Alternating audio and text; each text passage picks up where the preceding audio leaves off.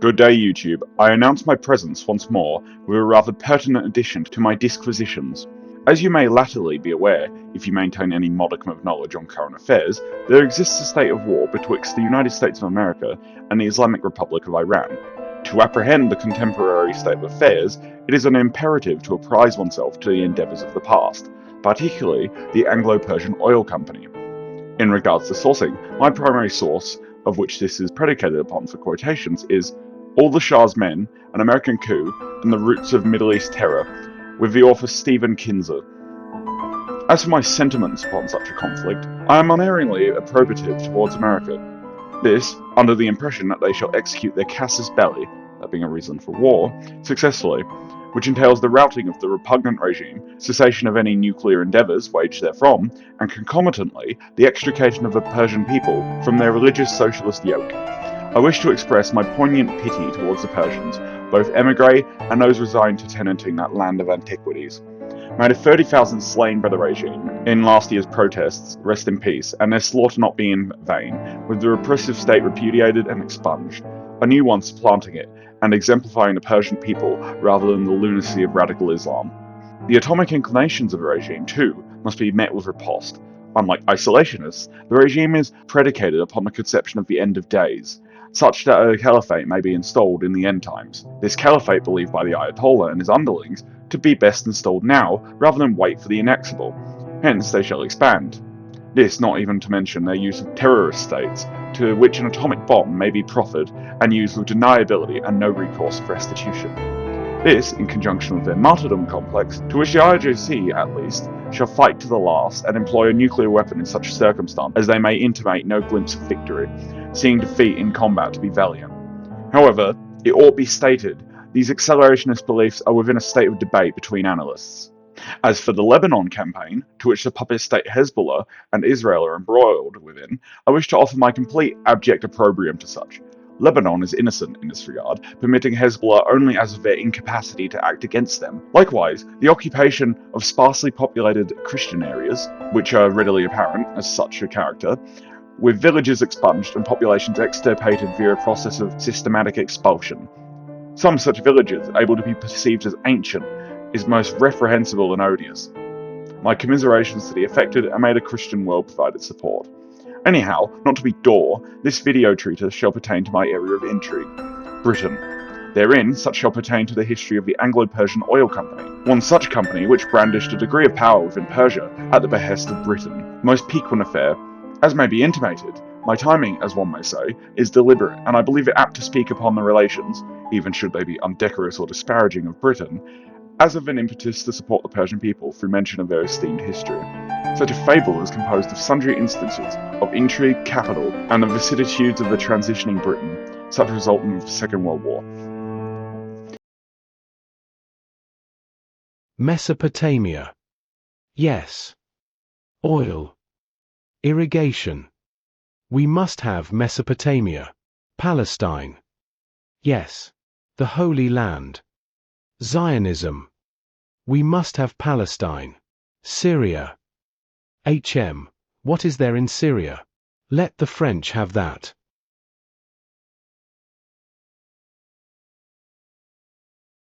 In typical British fashion, the APOC was derived from the germ of private capital rather than bureaucratic endeavours.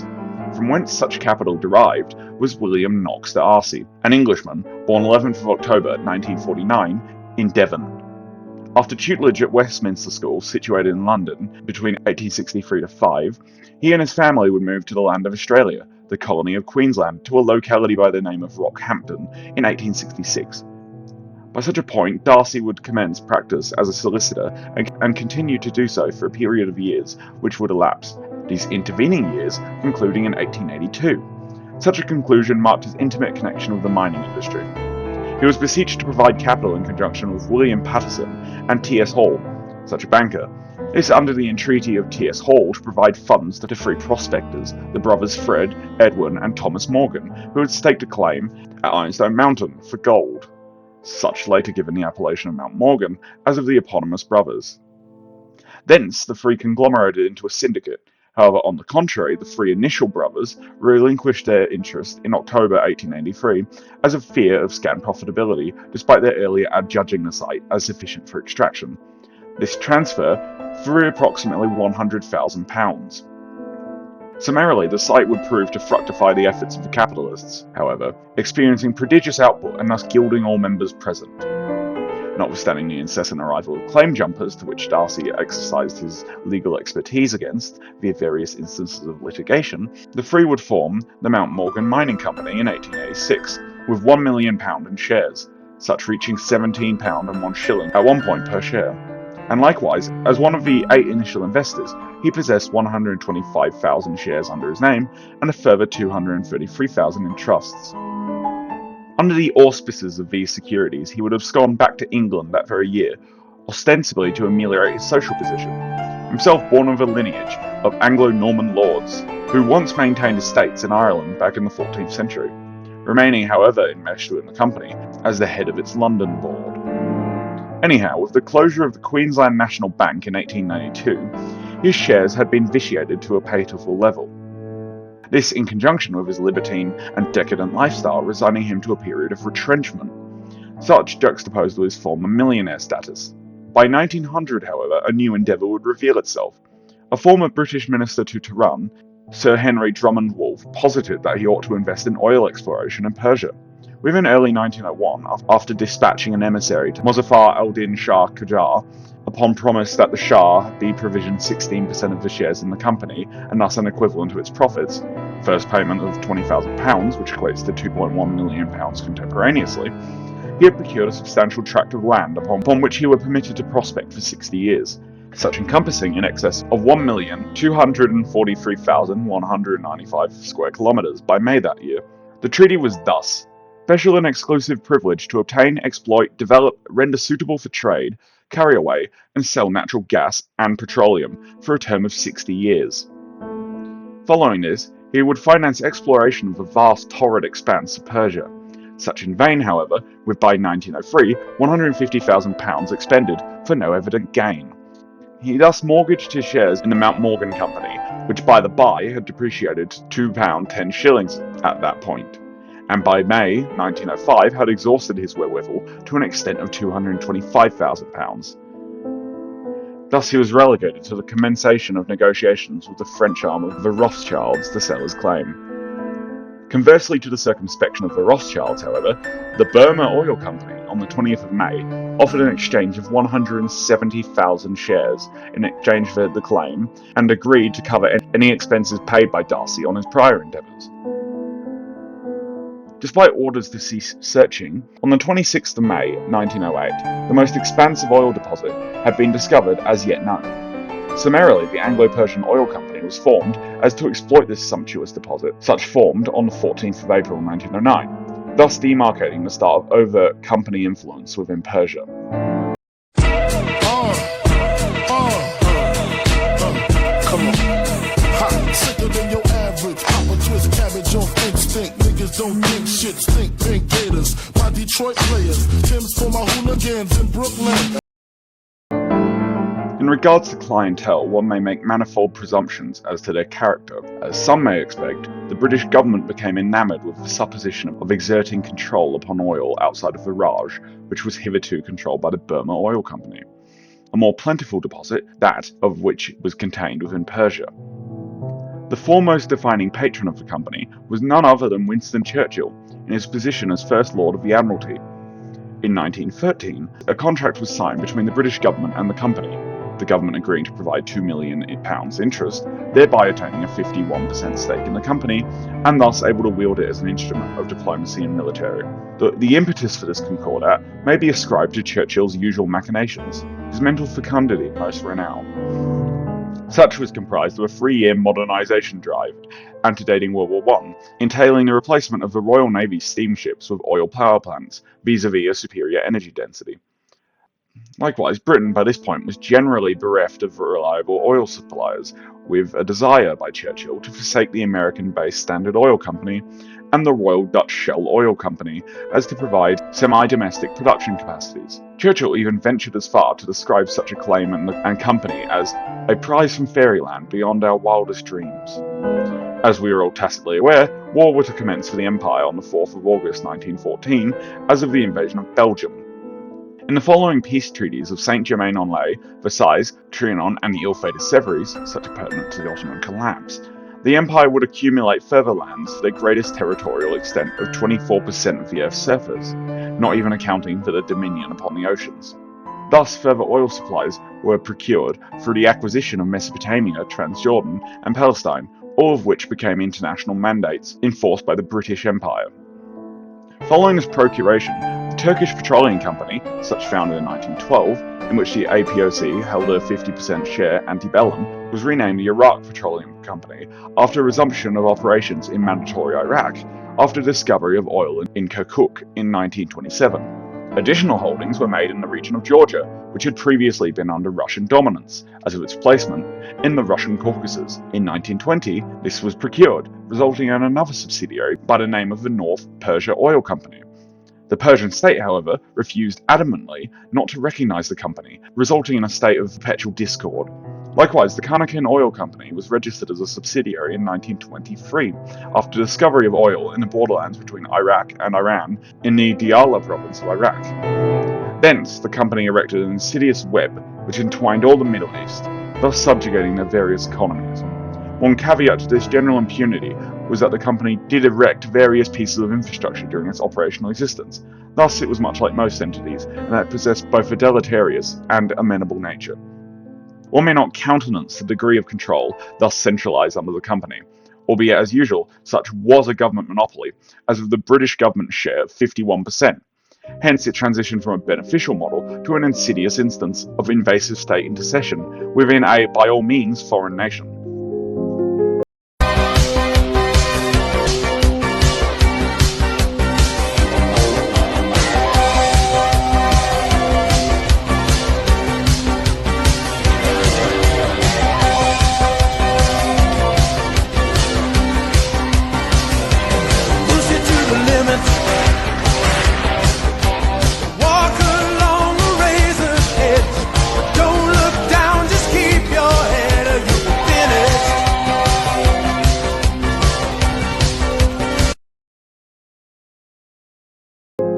I must confide that this final section upon the excision of the company from Persian affairs and the introduction of American influence shall be rather terse, and for any further elucidation, I would suggest searching for another video made by a superior creator. Anyhow, it is pertinent to mention the general and ubiquitous disdain held by Persians towards foreign influence.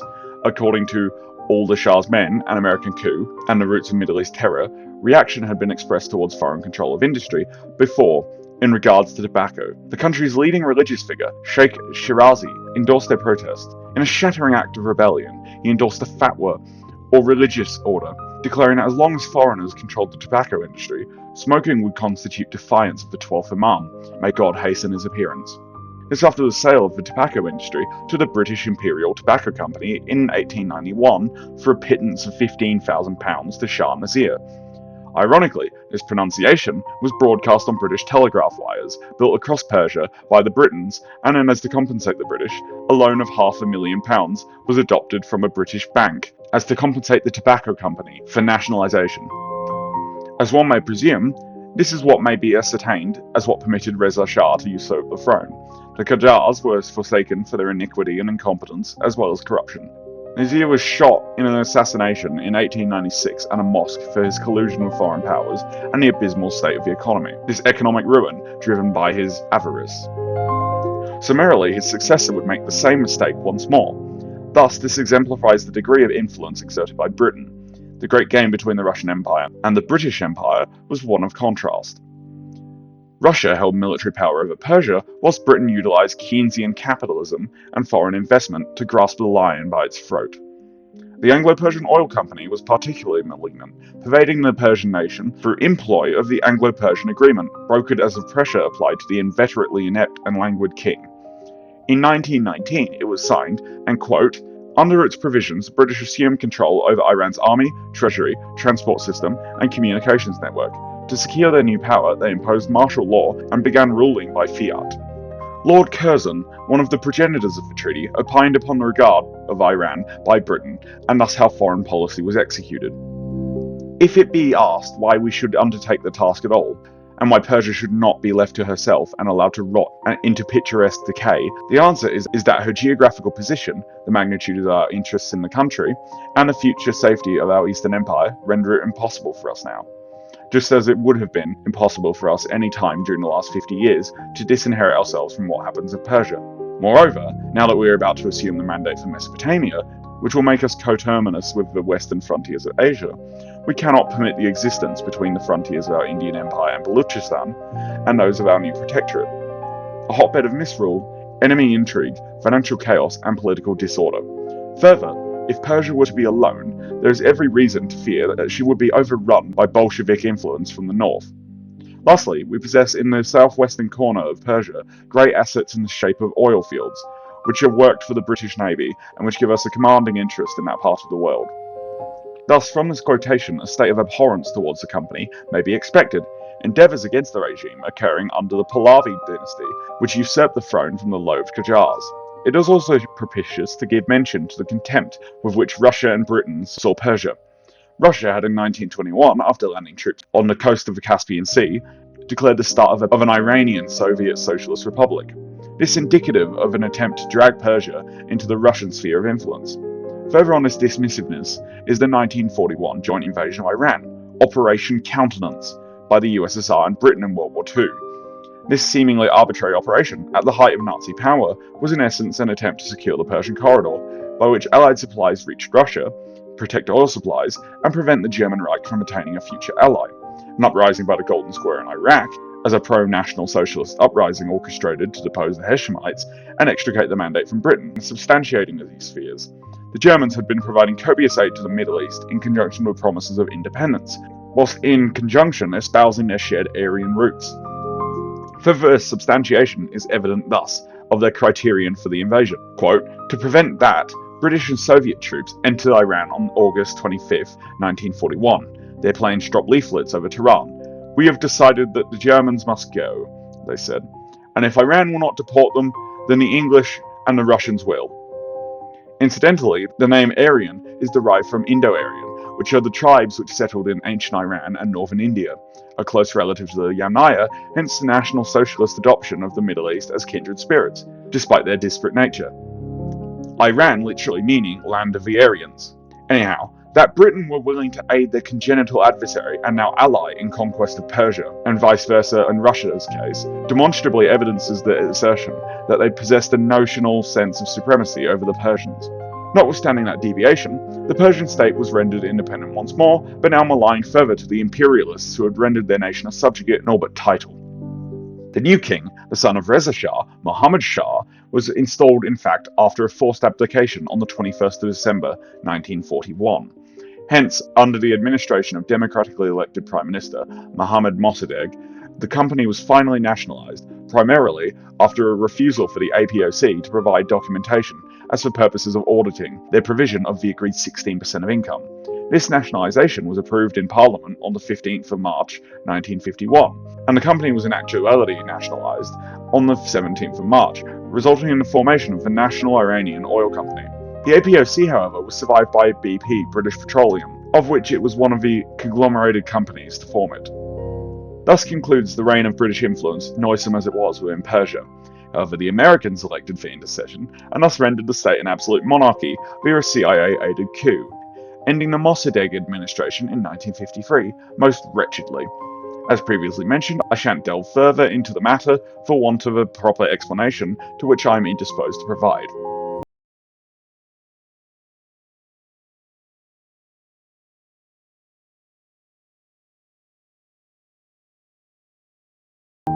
It is a most wretched state of affairs that Persia should have found itself under the influence of radicals, rather than through the extirpation of extreme foreign influence, find itself in a liberal golden age. It is a matter of most interest the conduct of Britain towards those it perceives as more antiquated civilizations. Incontrovertibly, the British destabilisation of China and their artifice in Persia are the foremost flagitious acts embarked upon under their time as a world power, whether from rapacity or fear, one may only opine, with no true answer able to be extrapolated. As to cease temporising, I wish to end this video treatise here. It would be most amenable if the Persian people were to be able to embrace the Anglo affinity for freedom, which many within their nation adore. May a less odious trace of Britain present itself: liberty. Anyhow, besides galvanising the much derided Anglo-Celtic cupidity towards black gold, I pray I have at least endowed some modicum of knowledge upon you, such apprising you towards the morose history of contemporary Persia. One thing of note is that Persia was one of the first civilizations founded approximately 10,000 years ago, or at least that which would become Persia. Additionally, what is quite humorous is that Europe itself is only approximately 5,000 years old, with Europeans coming into existence about the time of the pyramids. Thank you for watching, and if you have any ameliorations or wish to disabuse me of something, please comment. From me, I bid you farewell